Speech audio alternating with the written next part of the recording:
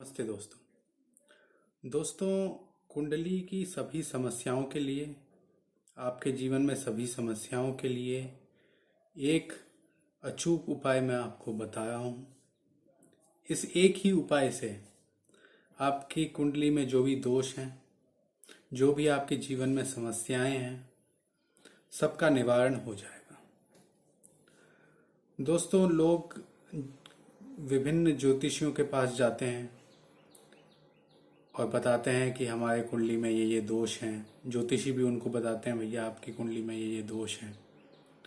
और लोग खुद भी बताते हैं, हमारे जीवन में ये समस्या आ रही है, ऐसा हो रहा है। तो अब सब ज्योतिषी अलग अलग उपाय बताते हैं।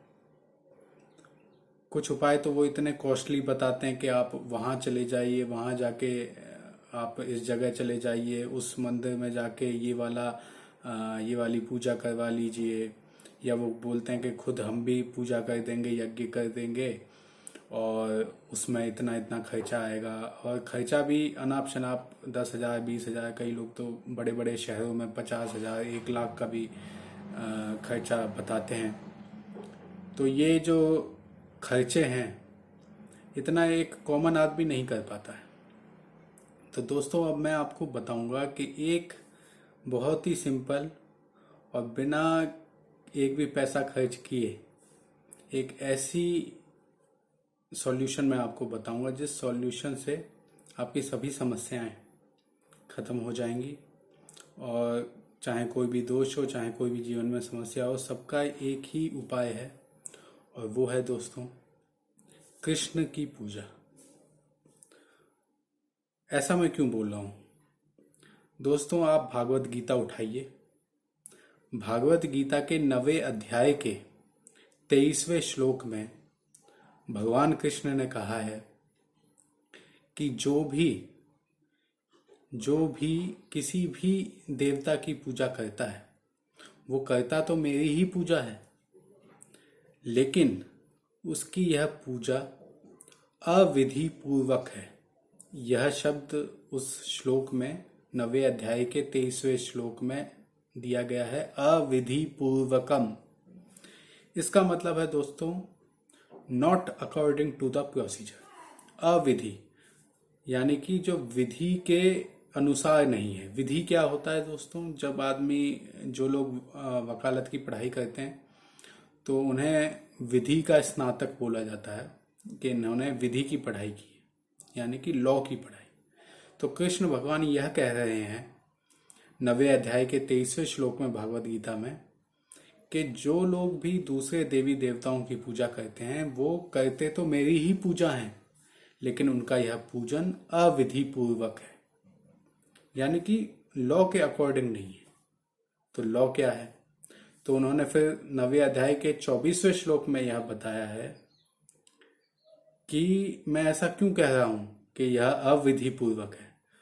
क्योंकि 24वें श्लोक में उन्होंने बताया है कि संपूर्ण पूजाओं, संपूर्ण यज्ञों, सभी का भोक्ता तो मैं ही हूं,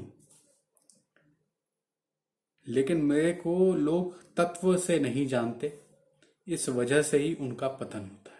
इसका मतलब है दोस्तों, कृष्ण भगवान कह रहे हैं कि ये जितनी भी पूजाएं धरती पे होती हैं, उन सब पूजाओं का फल देने वाला तो कृष्ण भगवान ही है।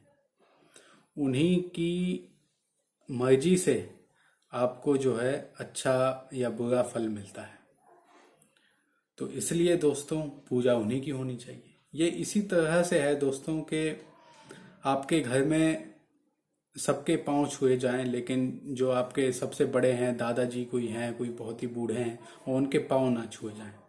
तो ये लॉ के अकॉर्डिंग नहीं हुआ, क्योंकि सबसे पहले तो उन्हीं के पांव छूने चाहिए।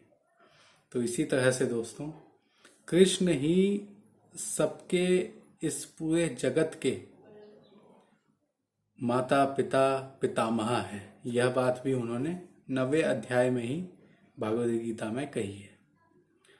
तो इस वजह से दोस्तों, कोई भी आपको समस्या हो, आपके जीवन में कोई भी समस्या हो, कुंडली में कोई भी दोष हो, सबका सॉल्यूशन है कृष्ण।